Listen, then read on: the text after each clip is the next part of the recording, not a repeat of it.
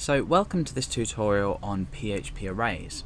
Now before I start, to begin understanding what an array is and what it can be used for, an array is a collection of data but within one variable. So we can assign a variable. For example, we could assign a variable called names, and this could be equal to, let's say, Alex, Billy and Dale. Now what we're actually doing, if we echo out names here, is we're echoing out a single string of data with three different names inside. Now if, for example, I wanted to say that Alex was 21, Billy was 16 and Dale was 49, this could be done in a variety of ways. Now the way I've just done it now is absolutely acceptable. That shows how old Alex, Billy and Dale are at the same time. That's absolutely fine. However, we're not creating keys and assigning values to these keys individually. This is just a string of data. There's no way we can pick out, say, how old is Dale, or what's the name of the person who's 16, something like that. So the way around this, and way to make this a lot easier for the programmer and just in general programming, is using an array. Now I could create an array of data. Let's just delete all of this. The way you create an array of data is the array keyword, or the construct. So this is just array and then a bracket, and inside this we're going to have comma separated values. Now if I was to do that, for example, I've now got three values. I've got one here, then we have comma to go on to the next one, a value here, and then comma, and then the last one, and then nothing's, obviously a comma isn't needed after that unless you're going to go on to do a fourth value. So the first value I'm going to say is Alex, then Billy, then Dale. Now if I was to say try and echo out this array by echo names, we can't actually do this because it's an array. We need to access it specially. We can't just echo out. It's not a long string of data. So if I refresh this, you can see that we're just basically left with the keyword array. Nothing is happening. However, if we use the print _r to echo out names, which is an array, what this is going to do is it's going to show us the array as it is. Now what you're looking at is this here, and this here. So the 0, the 1 and the 2 are the keys. Alex, Billy and Dale are the values of each key. So at position 0, which in common programming and many other things is always the first value. So we don't start at 1 equals Alex, we start at 0 equals Alex, 1 equals Billy and Dale, 2 equals Dale. So the important keywords here is this is a key and this is a value. So if I was to say to you, what is the value of key 2, you would say Dale. What is the value of key 0, or the first key, it would be Alex. So this is basically how it works. So if I just wanted to, let's say, come and echo out a specific key, instead of using sort of rounded brackets, I'm going to use square brackets, and inside I'm going to specify a key in which data I want to echo. So if I wanted to echo out Dale, the key I would pick would be 2, because it's at position 2. Remember, this is position 0, this is position 1, and this is position 2. So I'm echoing out names and then 2 in square brackets, which will result in echoing Dale. So let's refresh, and you can see that we're left with Dale.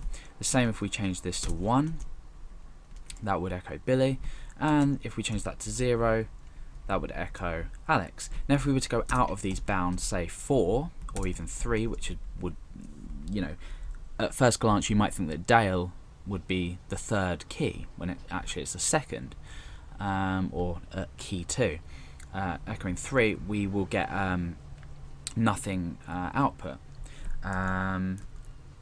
or you may return an error depending on how your setup of PHP handles errors.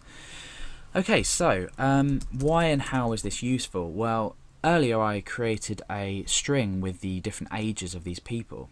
Now we can create our own keys. Rather than having this as 0 and this as 1 and this as 2, we can say I want to create a key called Alex and I want to assign this an age. And the way we do this is equals and then a greater than sign. Now this isn't a comparison operator. That's not how it works. So Alex is equal to, the value of this is going to be equal to 21.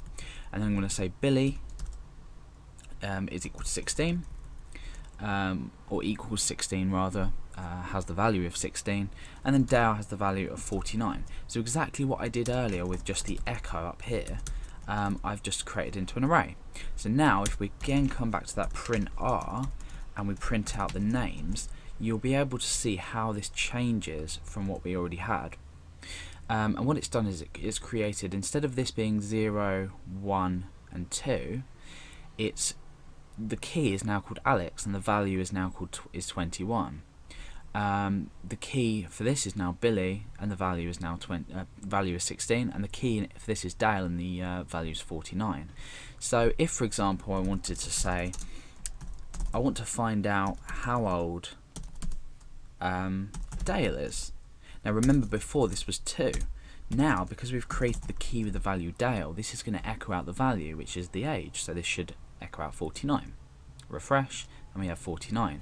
The same if we were to choose Billy and refresh, that's 16, and Alex as well. So let's refresh and that's 21. So this is basic arrays and how they work. Now what we can also do is we can assign values of the array differently. What I could do is I could say names, and then I could say let's say Josh, and that I'm going to say that's equal to 18. Okay, so what I've done now is I've added in a value of this array. So let's just pop that up there. So this, I would say, is the best way to do it. However, if you're individually assigning them, maybe in a loop or something, then you can do it like this. It's entirely up to you initially, but this would be the correct way. So now what we can do is again print R, and I'm going to print names, which is the name of the array, and let's see what we have. Okay, so we've got Alex 21, Billy 16, Dale 49, and Josh equals 18. So we've added that in a completely different way. The same as if I wanted to change a value. So I could change, say, the value of Alex to 22.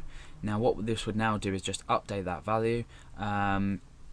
Obviously Josh now doesn't exist in this array because I've taken that out, but now you can see that Alex is 22. So you can initially create the array, change the values of it, and then you can use this print R to print.